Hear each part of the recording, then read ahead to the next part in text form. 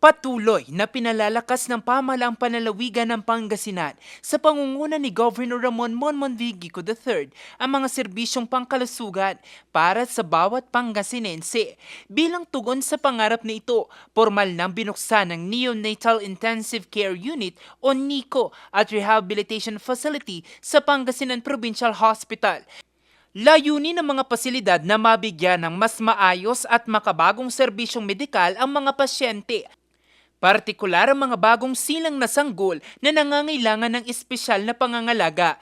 Matatandaan na 20% ng kabuang 8.3 billion pesos sa budget ay mapupunta sa sektor ng kalusugan.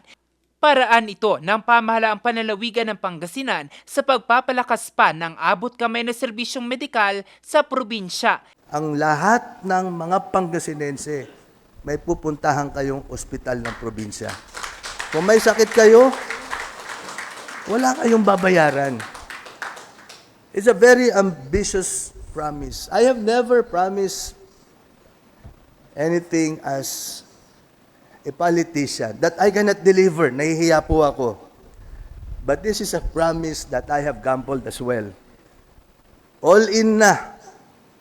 Dahil buhay na ng tao ang nakasalalay dito. Bukod sa NICO, nakatakdaring ilunsad ang 5 mammogram at cath lab ngayong taon.